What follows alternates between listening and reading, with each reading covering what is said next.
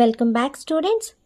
అయ్యో inter first year new syllabus ప్రకారం కొత్త పేపర్ వస్తుంది. క్వశ్చన్ పేపర్ ఎలా రాయాలి ఏంటి టెన్షన్ అవుతున్నారా? మ్యాథ్స్ పేపర్ ఎలా ఉంటుందో, టఫ్గా ఉంటుందో, టైం ఎలా సరిపోతుందో లేదో అని అనుకుంటున్నారా? ఏ టెన్షన్ పడద్దు నాన్న. ఈ వీడియోలో మనం కొన్ని టిప్స్ ఫాలో అయ్యి ఎలా 100/100 తెచ్చుకోవాలా అన్నది నేర్చుకుందాం. ఓకేనా? చాలా సింపుల్గా మీరు కూల్గా రాసేసి 100/100 తెచ్చేసుకోవచ్చు. ఓకే, మనకు తెలుసు క్వశ్చన్ పేపర్లో 4 సెక్షన్స్ ఉంటాయని. Section A, section B, section C, section D అని. అవి ఎన్నెన్ని మార్క్స్కి ఏ సెక్షన్ ఉంటుందో కూడా మనకు తెలుసు. ఫస్ట్ సెక్షన్లో 1 మార్క్ క్వశ్చన్స్ ఉంటాయి 12 అని.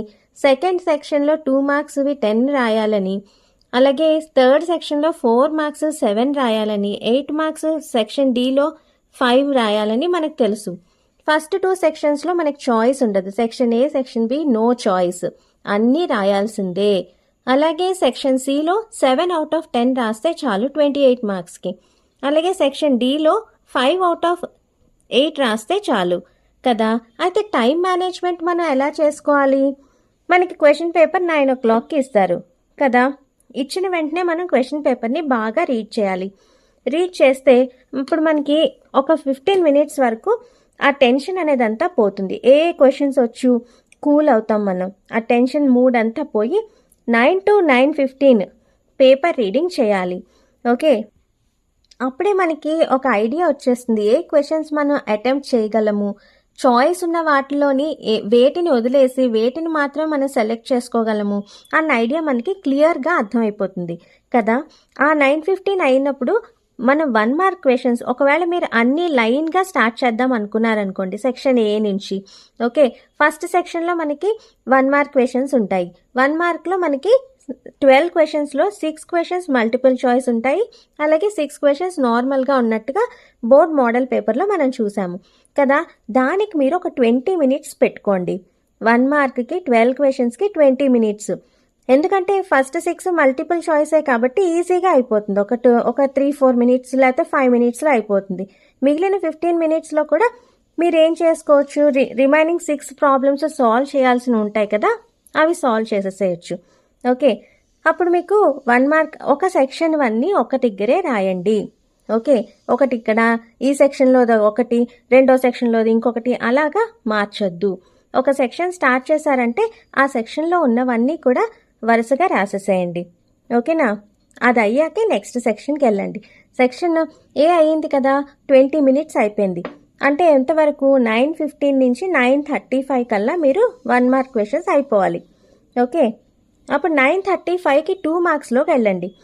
2 మార్క్స్లో వాటికి 25 minutes ఇవ్వండి. 25 minutes అంటే మీకు 9:35 to 10 o'clock. టైం మేనేజ్మెంట్ చాలా ఇంపార్టెంట్ అమ్మా. ఎందుకంటే లెంతీ పేపర్, ఇన్ని సెక్షన్స్ మీరు కవర్ చేయాలి అంటే టైంని పర్టిక్యులర్గా మీరు ఫోకస్ చేయాలి. Okay, 9:35 to 10 o'clock.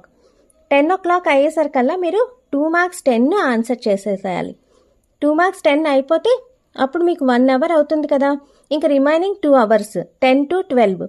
సో 10 నుంచి 12 అంటే 4 marks 7 రాయాలి. అవి 10 నుంచి 11 o'clock వరకు 1 hour పెట్టుకోండి.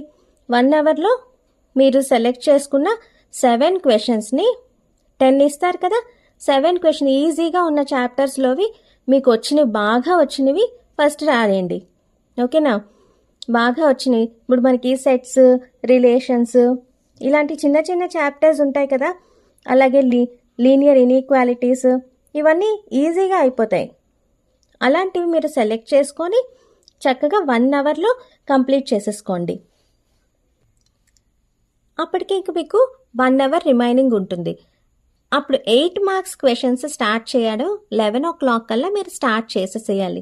8 marks క్వశ్చన్స్ మీరు 1 hour ఖచ్చితంగా, 1 hour అంటే మీరు 55 minutes వేసుకోండి. 5 minutes to 12 వరకు మీరు ఈ 8 marks క్వశ్చన్స్ మీద కాన్సన్ట్రేట్ చేయండి. 5 questions రాస్తే చాలు కాబట్టి దాన్ని మీరు చక్కగా ఒక 55 minutesలో కంప్లీట్ చేసి లాస్ట్ 5 minutes ఒకసారి చెక్ చేసుకోండి. ఏవేవి రాశారు ఏంటి, అంతా కంప్లీట్ అయిపోయిందా లేదా అన్న విషయాన్ని ఒకసారి చెక్ చేసుకోండి. ఓకేనా? అలాగే రాసేటప్పుడు మీరు క్వశ్చన్ నెంబర్స్ కరెక్ట్గా వేస్తున్నారో లేదో అన్నది ఒకటికి 2 సార్లు చూసి క్వశ్చన్ పేపర్లో క్వశ్చన్ నెంబర్ చూసి స్టార్ట్ చేయండి వేసేటప్పుడు. ఓకేనా, క్వశ్చన్ నెంబర్ని కరెక్ట్గా వేయండి.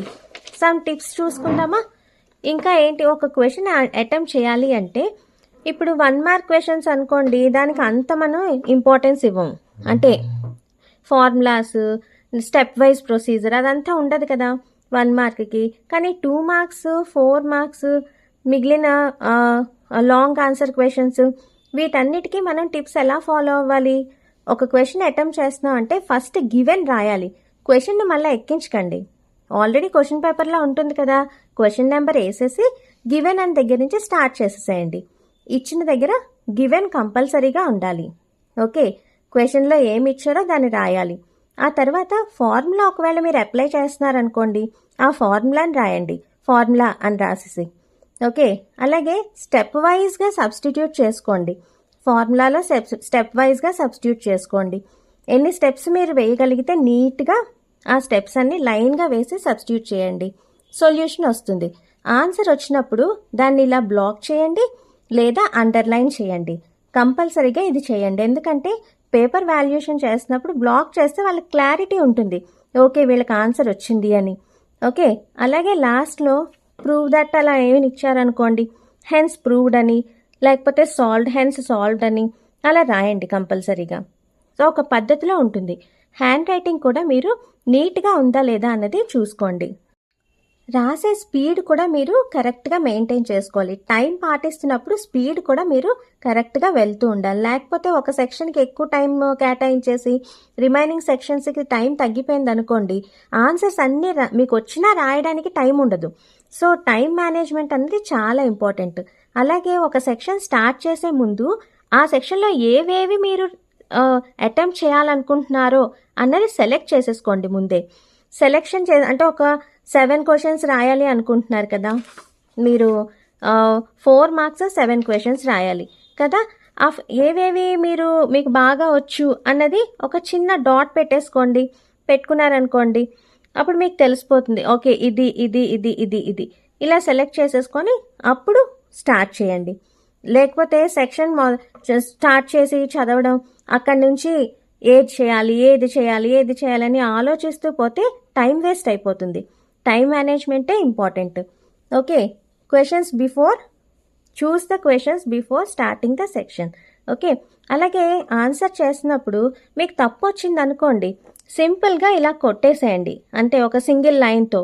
అంతేగాని ఇలా చెరిపి లేకపోతే అడ్డంగా నిలువుగా అన్ని రకాల గీతలు పెట్టి దాన్ని డట్టీగా చేయకండి పేపర్ని. ఓకేనా, పేపర్ ఎంత క్లియర్గా ఉంటే అన్ని ఎక్కువ మార్క్స్ వస్తాయి. ఒకవేళ మీకు క్వశ్చన్ రాలేదనుకోండి, ఆ ఆన్సర్ అంటే పూర్తిగా రాదు, కొంతవరకే తెలుసు అనుకోండి, ఇంకొక చాయిస్ కూడా లేదనుకోండి రాయడానికి, తప్పక అది రాయాల్సి వచ్చినప్పుడు మీరు ఫార్ములా తెలిస్తే ఫార్ములా వేసేయండి, గివెన్ రాసేయండి, ఫార్ములా వేసేయండి. ఏదో ఒకటి స్టెప్ వైజ్గా, ఆన్సర్ రాకపోయినా పర్వాలేదు, మీరు స్టెప్స్ వేస్తూ వెళ్ళండి. తప్పు ఆన్సర్ వచ్చినా మీకు కొన్ని మార్క్స్ పడతాయి గ్యారంటీగా. ఓకేనా, దేన్ని మాత్రం లీవ్ చేసేసేయకండి. ఈ క్వశ్చన్ రాదు వదిలేద్దాము అని మాత్రం అనుకోకండి. మీకు తెలిసిందంతా రాసేసేయండి ఆ క్వశ్చన్కి రిలేటెడ్. ఓకేనా,